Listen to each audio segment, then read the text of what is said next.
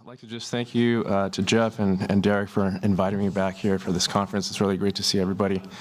I hope I'm able to provide some useful information in my talk today for you guys. So I'll be talking about ultrasound-guided hip joint injection and aspiration, as well as other injections around the hip.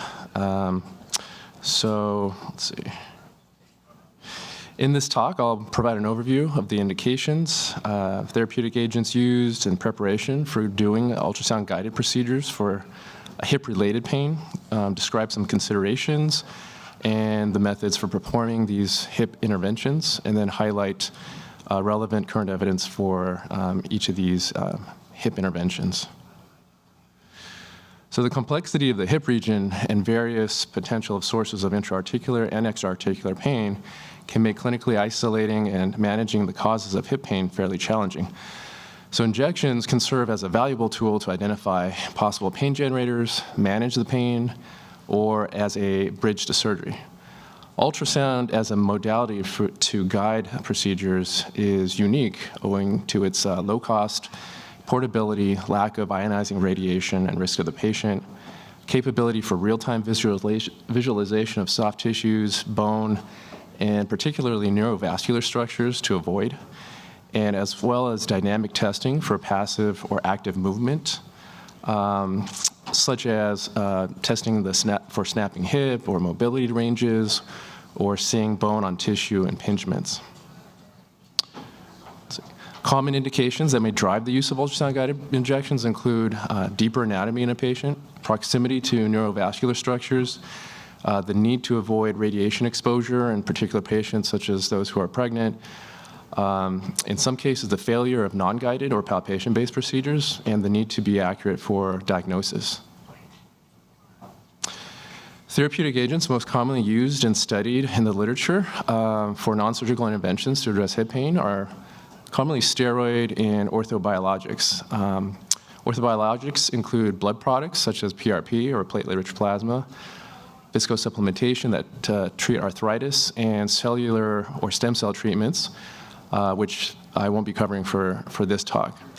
The clinical evidence for use of orthobiologic interventions for conditions affecting the hip is fairly limited thus far. Predominantly involves PRP injections, but ultimately lacks high-quality RCTs. So going through the types of medications, synthetic corticosteroids used for injections to treat a variety of painful conditions caused by inflammation or injury are analogs of cortisol, which controls metabolism and inflammation through inhibiting phospholipase A2 to reduce arachidonic acid release and formation of prostaglandins and leukotrienes that participate in inflammation. The most common steroids that we use are triamcinolone, methylprednisolone for musculoskeletal targets. Both agents are insoluble or particulate, and they come as a microcrystalline suspension. So if you see them in the vial, they come as sort of a white cloud you have to shake up fairly well right before you do the injection. Dexamethasone, however, is another commonly used injectable corticosteroid, but it's soluble, so it doesn't contain esters, and it's non-particulate. It's commonly used more for neural targets or to perform nerve blocks. The effect of corticosteroids is gradual, and symptom relief may not begin until 3 to 14 days. Sometimes we get patients up to 3 weeks for the response to take hold after the procedure. And the therapeutic benefit can last anywhere from a few weeks or several months, depending on the pathology. Patients should be made aware that the corticosteroids do not correct or heal the underlying insult that leads to the pain. That's a fairly common question we see in clinic where we might have a lengthy discussion about whether or not the procedure is actually going to help treat the condition or just manage the symptoms.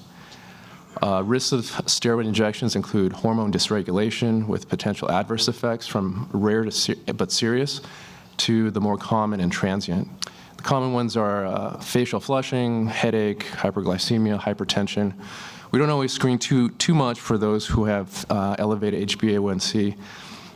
Just because one injection of steroid may not necessarily elevate their blood sugar in the long run, but maybe transiently. Corticosteroid flare is a well-described short-term reaction that can cause a paradoxical increase in pain, swelling, and irritation. It's related more to the introduction of steroid crystals. Injection of PRP to treat various musculoskeletal conditions continues to gain popularity.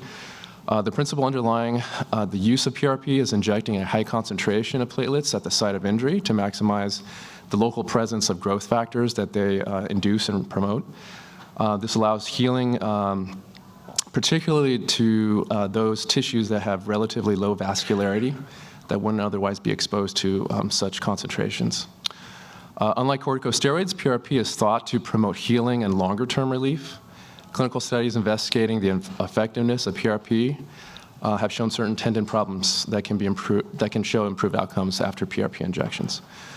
Because it's an orthobiologic, though, factors that can influence the effectiveness of PRP include not just the tissue target, but the patient's overall health, who's donating their own blood product to generate the orthobiologic, and how the PRP is prepared and the cellular makeup of that PRP.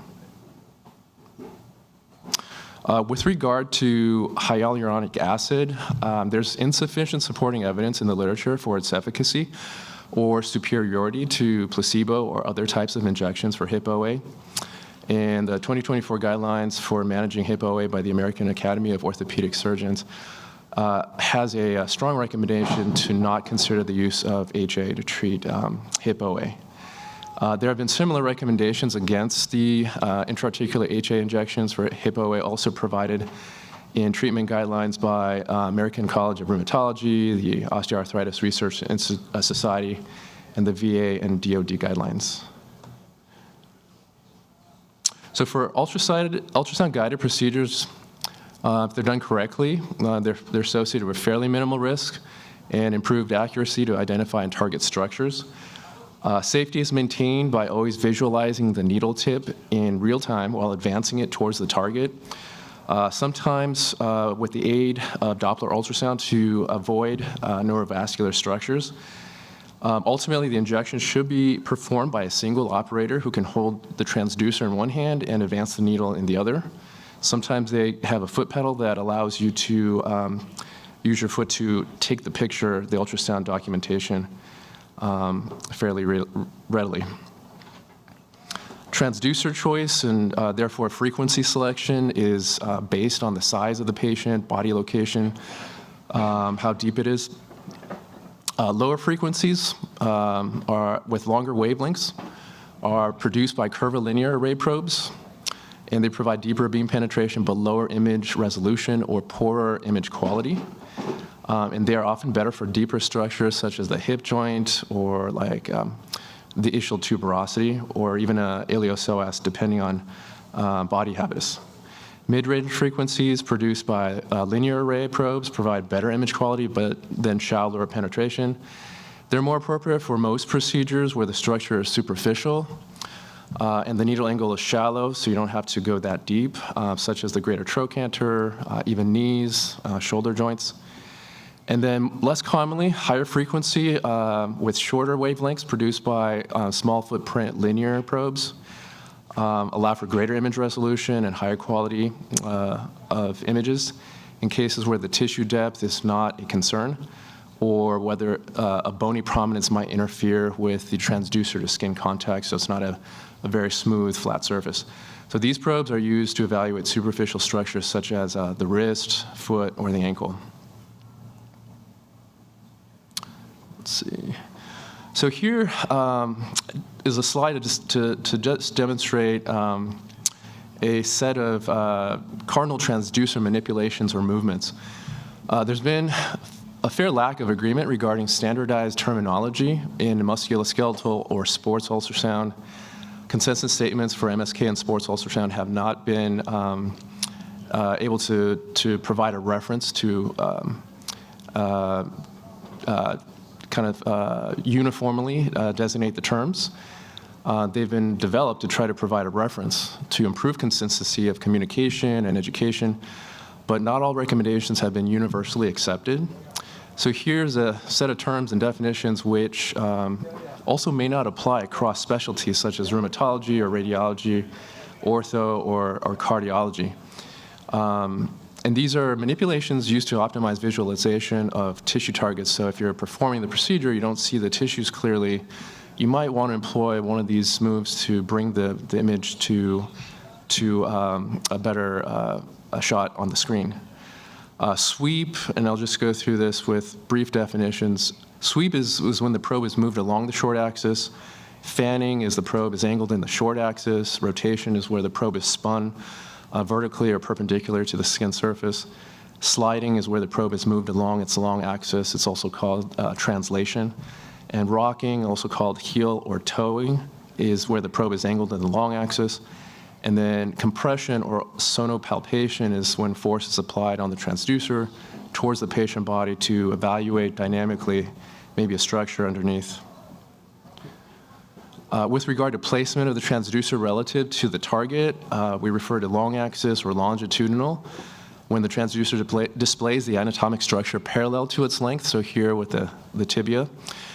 Short axis or transverse is when the transducer displays the anatomic structure in cross-section perpendicular to its length.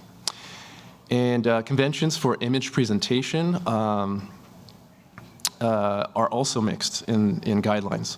So standards to aid image acquisition and presentation have been suggested. Recently with the 2020 rheumatology-driven Delphi process in the United States, they recommend that images are consistently shown where the left side of the ultrasound image is consistently orientated to the patient's cranial, anterior, medial, ulnar, or tibial aspects, depending on the plane that you're scanning or the body part that you're scanning, in order to better compare findings between extremities on left or right. Whereas a 2017 European Delphi consensus suggested for their convention is to have something more simple, which is the left side of the image is to be the left side from the perspective of the sonographer.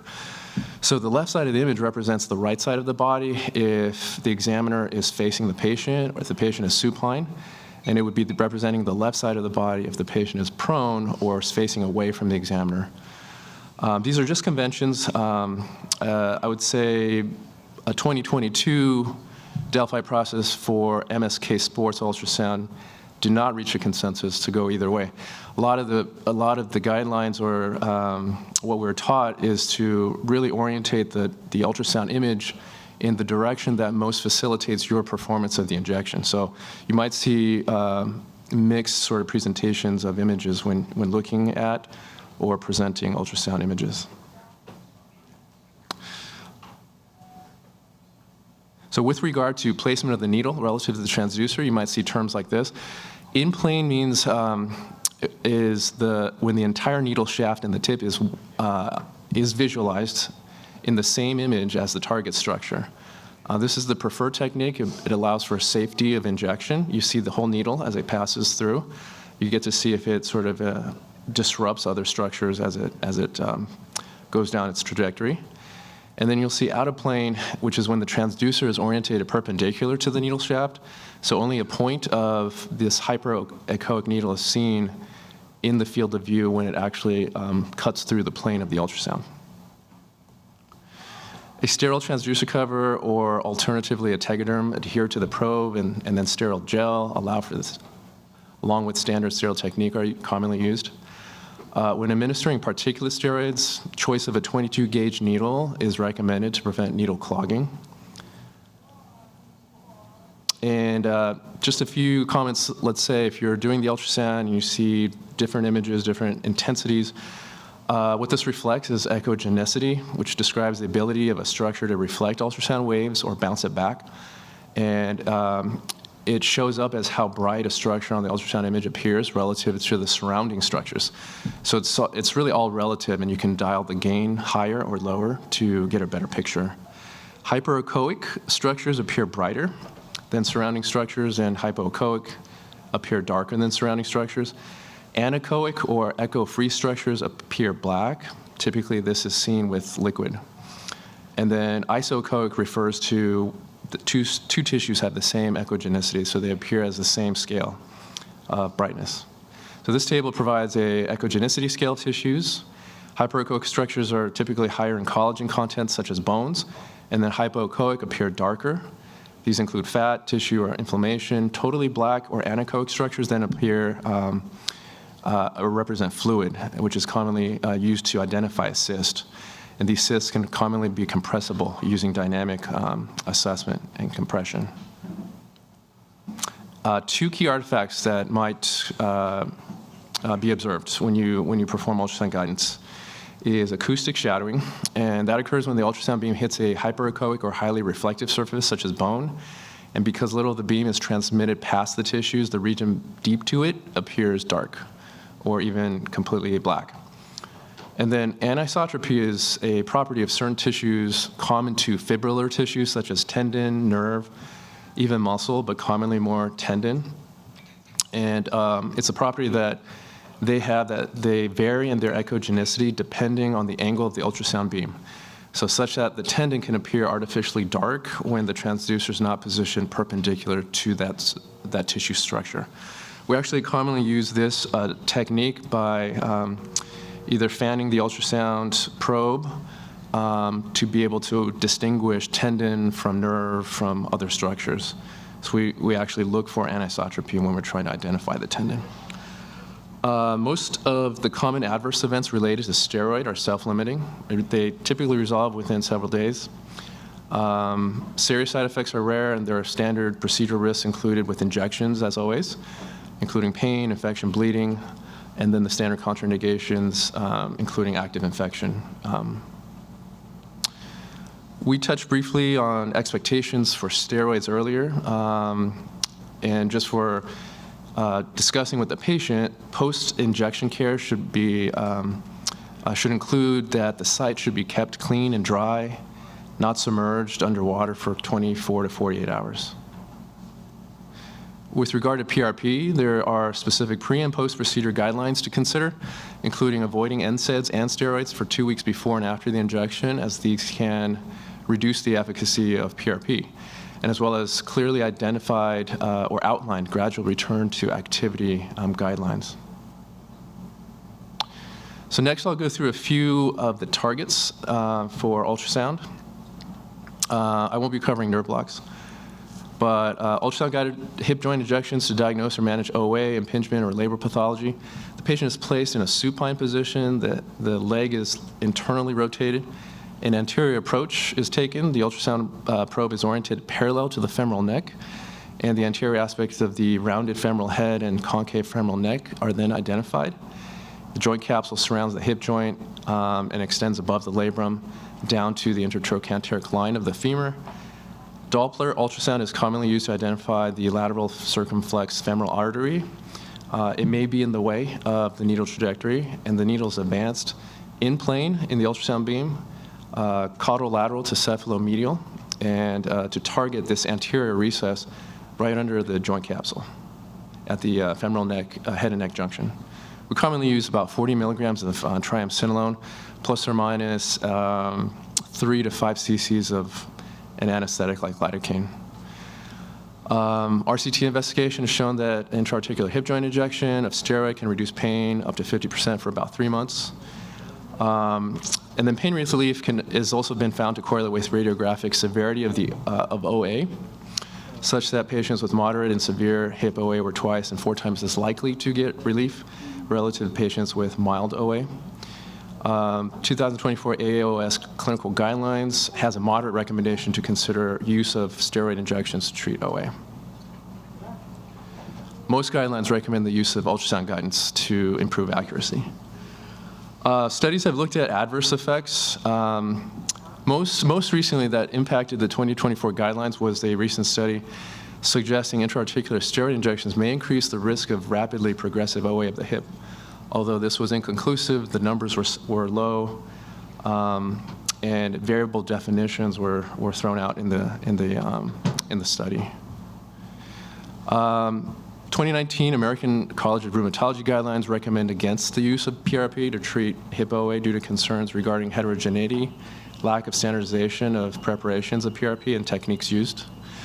But there's continued interest, and recent systematic reviews demonstrate Most of the RCTs for orthobiologics emphasized PRP, suggesting safety and promise of that technique. Perilabral cysts can be painful and therefore possibly result in iliopsoas tendon internal snapping or even a bursitis. Ultrasound can visualize a round or a fusiform fluid collection above the labrum with a thin stalk connecting to the labral tear.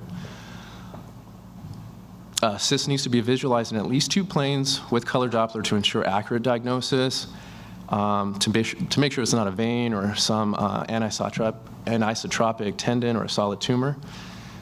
Typically, it's an approach from the inferior or lateral approach, and to really avoid neurovascular structures.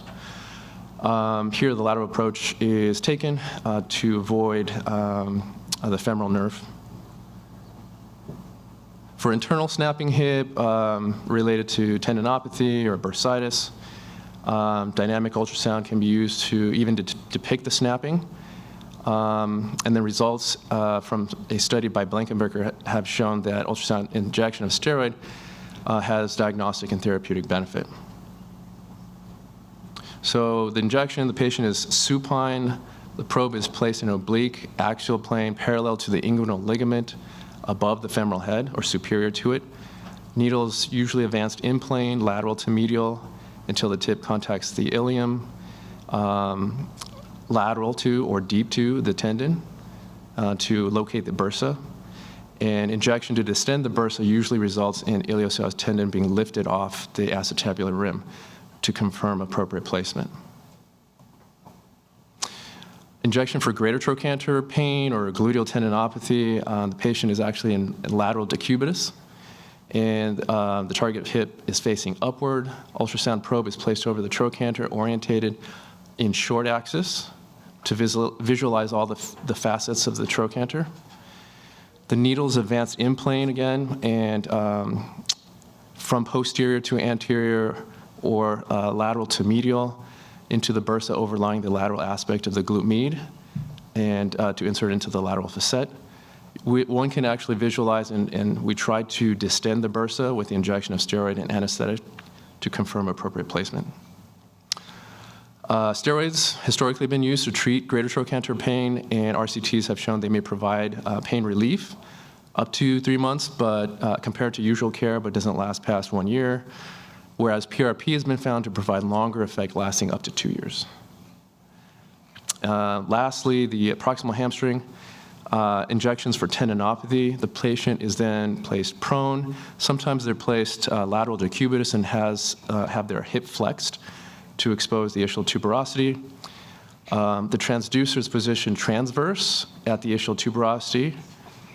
And in-plane technique is used in a lateral to medial approach from the outer hip, and needles guided towards the tendon origin with the ischial tuberosity serving as the bony stop.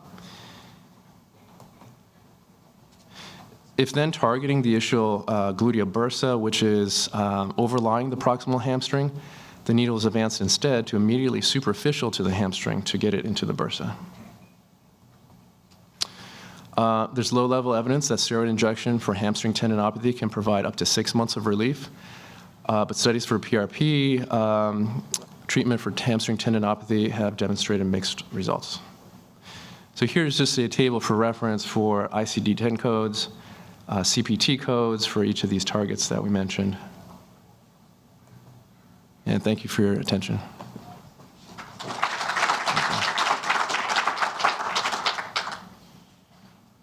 Maybe like a minute or two for quick questions, if anybody had any. Looks like Dr. Beanie, maybe. Hey, Peter, thank you very much. Great talk. You've done great service to our patients, so appreciate that on behalf of the whole faculty. We really rely on your efforts in this space. One issue we see a lot, especially because we have a lot of anterior hip surgeons, is psoas impingement. Mm-hmm. Now, the problem is we order an injection to the iliopsoas bursa, and I'll get a picture back. that looks like it's an intra-articular injection. And my understanding is when you want to document you actually got into the bursa, there should be dye going from the superior edge of the acetabulum across the ligament into the pelvis, and that's the diagnostic image that I'm looking for, and I never get that. Is that inappropriate to be looking for that? Do you know what I'm talking about? Is that from radiology, or is that from our team, or? From when we send it for an injection, I'm not sure exactly who does it, but it's usually at UCSF. Yeah, it could vary just, I think in terms of their conventions of how to perform it. I think diagnostic is somewhat different than ultrasound guidance for the injection itself. So they may be going through their standard diagnostic guidelines and how they send images or the images that they take. We commonly don't have to go right over the acetabular rim. If it falls within the view, it may be within the level of the acetabular rim. A lot of the times, I would say we target the most focal area of tenderness, and we try to identify a spot around the the inguinal ligament, where the iliopsoas kind of traverses across. I'm not quite sure if, when you say that you see in the hip joint capsule, if that's what the images you're receiving? That's the image you're receiving, but I guess my question is it true? Because this is what I look up in the literature, that in order to say that you actually did, because for us it'll decide whether or not we operate, right? It's an important thing. And so if the patient got no relief, did they put in the right place or the wrong place? And when I look to see if they got in the right place, I'm expecting to see dye traverse the inguinal ligament. But I'm asking you, is that necessary, or actually, no, they could have gone into the bursa, but it didn't. The dye did not go across into the pelvis. Yeah, I'm not aware of, and I think maybe there's different conventions of actually demonstrating the dye traversing the ligament. Okay. I think the targets could either, if it could be just the bursa itself, in which case we wouldn't be injecting into. Well, it's the sheath, really. Yeah, we wouldn't be injecting into the sheath. If we can see a peritendinous, inflammation, that suggests like a tendinitis, we might inject into that too. But we don't often visualize like a tendinitis or a peritendinitis. Thanks. Thanks for that. I've definitely learned a lot. Could you comment more, though, on the rapidly progressive osteoarthritis of the hip after steroid injections? Because I did look at some of those papers, and it gave me a little pause. I still send patients for these injections. I think they're very helpful. Yeah. But is that something that you think is real? If so, have you changed anything to avoid it? Because there were some steroids they thought were more associated with it. I haven't personally experienced or seen that evolution in patients even in patients that have had long-standing arthritis. The comment they had on that particular study, though it did impact the guidelines to reduce their strength of recommendation for steroid injections, they did end up saying, I think the studies were kind of low percentages, like I think less than 10% of that, incidence. And then the terms of how fast, like what's rapid, was also kind of mixed in terms of how they define it. There's concern that's raised in vitro studies that show that, steroid is detrimental to chondrocytes. But I think it's kind of ultimately boils down to like a cost-benefit discussion with the patient. So if they can't necessarily function, or if their pain is super severe, we will mention that risk in discussion, and it's kind of a consideration they must, take ahead of time to proceed with that injection or not. If the alternative is surgery right then or pretty soon, they can weigh their analysis on whether to do the injection or go for surgery. A quick question about the trochanteric pain syndrome, or abductor tendinopathy, that all of us we have seen in the office, and a lot of times that diagnosis is a little bit nebulous. It's really like if you have a small tear or kind of chronic inflammation in the tendon, particularly the glute medius. yeah, and sometimes you do physical therapy, NSAID, some other things, still pain, pain, pain. Do you have any recommendations, or what are your thoughts about these trigger point injections with the steroids? And if not, what other alternatives are there available? Trigger point injections we commonly can perform as a complement. Let's say if we see a patient with focal pain at that greater trochanter, we might start with that injection first and then see if they get some semblance of relief, and in fact, if it may relax any myofascial pain associated in the glute med. And then if that's lingering, we often will try to tackle that type of pain doing trigger point injections to see if that is sort of just a constellation or a syndrome of gluteal pain, right? So that the muscle has tightness, it pulls on the tendon, there's sort of biomechanics that are thrown off leading to bursitis. So we'll try to tackle the complex of issues with trigger point injections as well. It's not necessarily, it's also kind of variable what people will inject as part of trigger point injections. Certain folks, I think recently, just have been trained to inject just lidocaine. And then other folks have historically used steroid. Some favor use of methylprednisolone. I think there's no particular contraindication to use particulate with the trigger point injections. It's not always that we see that the addition of steroid adds to the duration or efficacy of trigger point injections. But in rare instances, if the patient, which we might commonly have, patients who have chronic pain or just like this pain sensitization, they somehow derive really good pain relief from a set of injections with steroid. So they may really have like tendon issues, but tight muscles, and then we inject a steroid, and their relief for that myofascial pain lasts for like 9 to 12 months. Whereas if we didn't use the steroid, they may come back every like 2 or 3 months. So it's hard to, I think, provide a general kind of assessment or rule of whether steroids should be used. We kind of also hit the limitation of how frequent and how much steroid we can dose if we're planning for other steroid injections. So we try to limit that use with the trigger point injections. Thank you very much.